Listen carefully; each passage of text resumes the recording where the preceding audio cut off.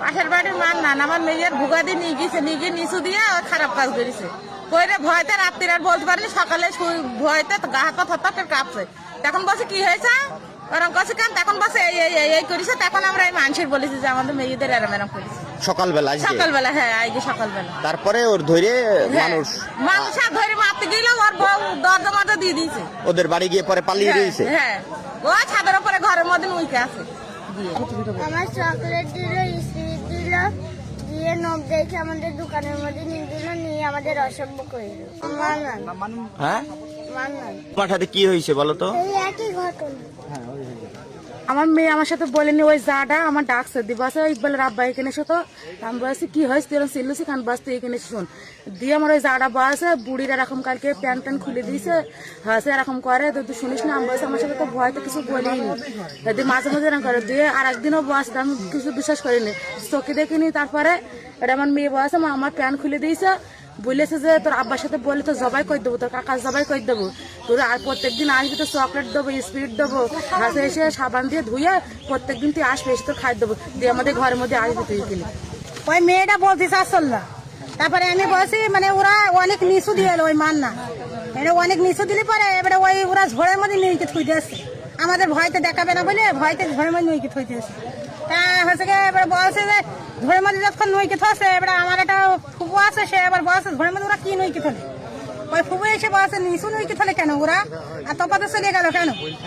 এবারে বলে আমার ফুপু নিচু গুলো আবার নিচে নিয়ে গেল, গিয়ে এবারে আমার সাথে বলছে বলছি যে হচ্ছে গিয়ে তোদের নিচু কনে পালি আর তোরা সাবান কনে পালি, তোদের সাবান দিছে কিটা। বলছে ওই মান এরকম আমাদের দোকানের মধ্যে নিয়ে যেয়ে আমাদের খারাপ করেছে, আর এই সাবান দিয়েছে, বলেছে গোসল করে আসবি কালকে, আবার কালকে টাকা পয়সা দেবো, আবার হচ্ছে গিয়ে খাবার জিনিস দেবো, ঈদের তোদের সাজুগুজু জিনিস দেবো, ঈদ বোনাস দেবো। আর যদি এসব কথা বলিস তো আপনাদের সবাই কাটবো।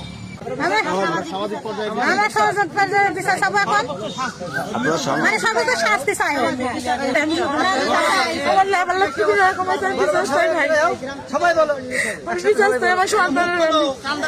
না না না, আমার সন্তানের আমি বিশ্বাস চাই ভাই, আমি কিছুই চাই না, আমার সন্তানটা এরকম করেছে আমি বিশ্বাস চাই। এই লোকটা থেকে আমাদের এই পাড়াটাই এই এতটুকু বাচ্চাগুলো কেউ নিরাপদ নাই, এবং আমার মেয়ে ওর শিকার আছে, কিন্তু আমি এখানে নাই। এই এমনকি এই কয়েকটা বউ আছে, বউদের সাথে আপনারা কি চাচ্ছেন? সর্বোচ্চ ফাঁসি চাই, এমন শাস্তি হবে যাতে সমাজ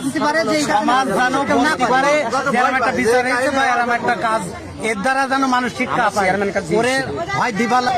আপনার নামে অভিযোগ কেন করবে এই শিশু বাচ্চারা এবং তাদের অভিভাবকরা? কেন তাদের বাচ্চার উপরে অযথা এই অপবাদ নেবে তারা? এটা আমার কাছে প্রশ্ন।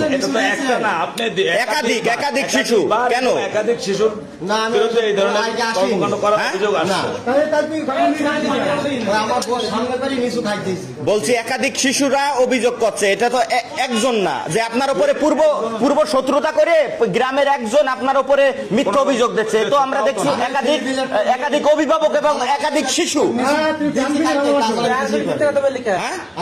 আপনি কি সেই শিশুরা বলছে আমাদের কাছে আপনি তাদেরকে প্যান্ট খুলেছেন, তাদের গায়ে মানে স্পর্শকাতর জায়গায় আপনি হাত দিয়েছেন, বিভিন্ন রকম যৌন হয়রানির চেষ্টা করেছেন। আপনি কি বলতে চাচ্ছেন এগুলো সব মিথ্যা? হওয়ার পরে এখান থেকে আপনার হলো পিপুল লাইনে বা অন্য আসামি পক্ষ থেকে খবর দেওয়ার পর এখানে পুলিশ আসছে।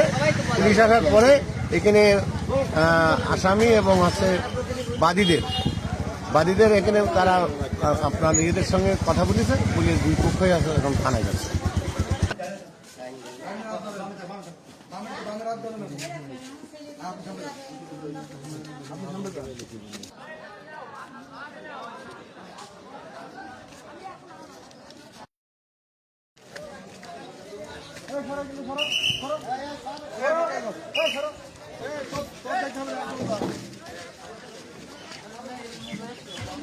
গাড়ি কাজ করবে না ভাই,